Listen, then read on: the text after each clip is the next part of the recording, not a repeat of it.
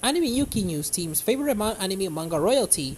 Whether you are a fan of the royal family or not, there's no denying that the coronation of Charles III is a monumental time in recent local history. Not only will Charles and Camilla be the oldest to be crowned king and queen in British history, but this will also be the first coronation of the 21st century. The last Queen Elizabeth II's coronation was in the 20th century.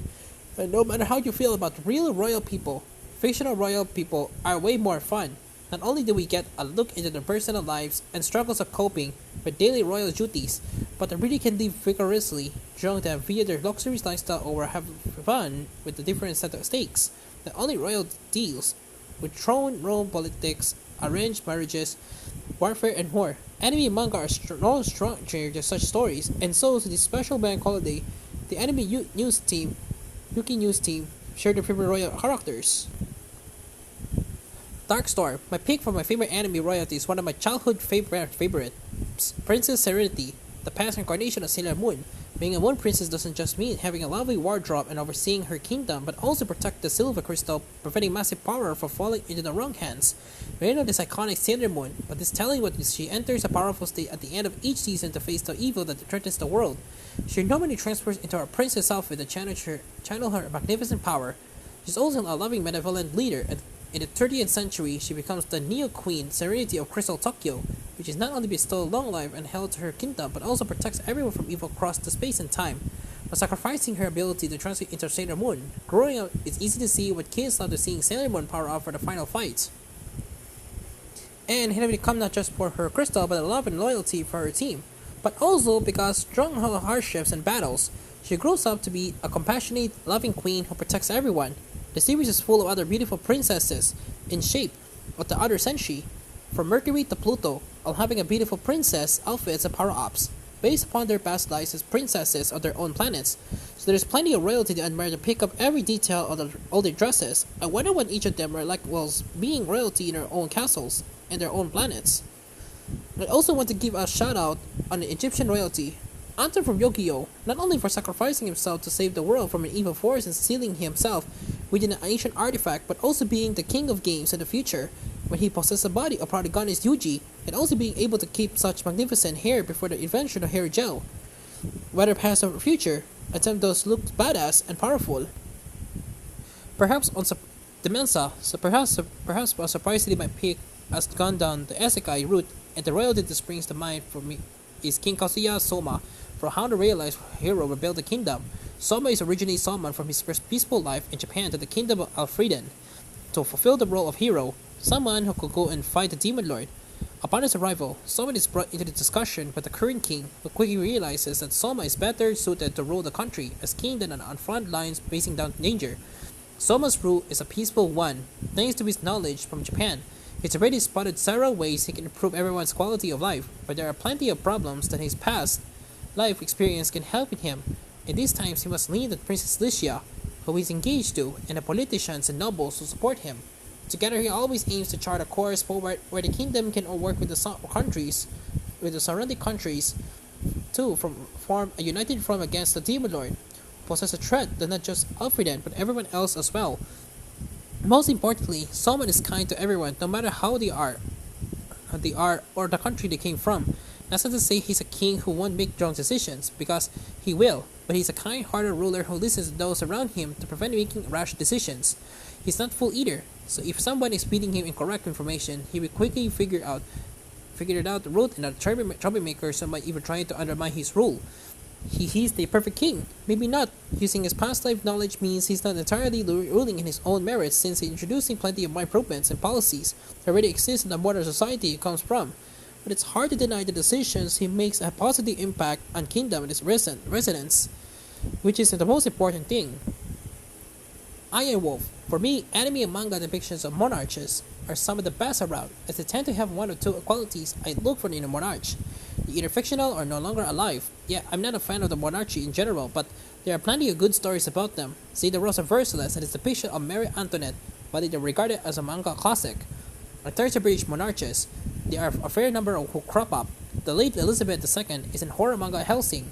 Queen Victoria regularly appears in Black Butler, and the future Charles III, along with then wife Princess Diana and the children William and Harry, makes a cameo claims many faces. However, the most in-depth look at the British monarch in anime and manga recently is Richard III in Requiem of the Rose King, a manga based on William Shakespeare's Wars of the Roses plays. It was also featuring Henry VI, Edward IV, the Princess at the Tower on Henry VII. The series is most noted for the way it depicts Richard III in a way it's direct to Shakespeare's play. Rather than being a hunchback, Richard gives off god vibes with heterochromic eyes, lank hair, and dressing all in black. There's also one other big difference in this version of Richard III. He's intersex, but there are the obvious court intrigues and bloody battles regarding the control of the crown. The more interesting aspect of the series is how Richard deals with his own personal problems. He is ashamed of his body, with his mother constantly calling him a demon. Meanwhile, he later falls in love with his greatly ally the Duke of Buckingham, and Richard even worries about becoming pregnant. Richard is voiced by Ciaran Strange, a non-binary British voice actor. You can read an interview I did with them for AUKN here. This story does fascinate me, partly because I wonder how the country would react if it did have a monarch who came out as intersex. In some other way outside of the usually perceived gender binary, will the public welcome the news and be more accepting to such people, or will they attack a transgender monarch just being transgender rather than for any political reason? For those interested in other manga based on British monarchs, there are other titles currently being written. Last year, a new manga by Ai Kosaki titled Cecilia Joao, or Cecile's Queen, debuted, focusing on the Tudor dynasty, and follows 12-year-old future Chancellor William Cecile's devotion to the future Elizabeth I. There appears to be now no news about whether this series will get an English translation. Sarah, in the Royal Tutor, manga from 2013-2021, TV anime 2017, mangaka Higashi Akai conjures up an alternative 19th century Vienna, naming a winner on the Kingdom of Grand Stretch. This alternate historical version of the Austro-Hungarian Empire is ruled over by King Victor, looking astonishingly youthful in the manga, who is seer 5 sons and 1 little daughter, his queen, Titania, when eventually meeting her as also astonishingly youthful, but then it seems as if she's left the raising of her sons and daughter, Adele, to her mother-in-law, so King Victor decided to hire a tutor for the 4 younger sons, Kai, Bruno, Leonhard, and Lich, to prepare them for the potential kinghood, should the Crown Prince Heinz not be up to the task. The diminutive Hein Wittgenstein, named Royal Tutor and an old friend of His Majesty's, arrives at the Royal Palace of Wegsburg, and some initial confusion, caused by his teacher and youthful looks, goes on to prove that he is possessed of a formidable intellect. He soon got the measure of his 4 teenage royal charges, and having discovered their strengths and weaknesses, started to challenge them to make the most of their different abilities. But in make then of the most portrayed 19th century Mittel European monarchy and its entitled princess. Of course, the mangaka shows us that Tutor Hein is not only dutiful teacher servant as seems to be, but first met the king when they were much younger, and Hein was one of the anti-monarchist group on insurgents. That there is outgoing Prince Lich, who one night as a waiter in a cafe in the city, concealing his identity as he enjoys learning how to make and serve good coffee for the coffee owner. And of course, flirting outrageously with the female customers, studios, Princess Smurno idolizes Hein, so the royal tutor encourages him to consider pursuing his studies at university and going abroad to learn more about the world. The historical background that inspired this story is little more than stage setting and the costumes, etc., are not historically accurate and drawn very pretty. The repressive and formal courts that Princess Sisi inhabited and drove King Ludwig of Bavaria to madness are not in evidence here. All the leading chapters featuring dark and brooding Prince Heinz hint at something much more tragic.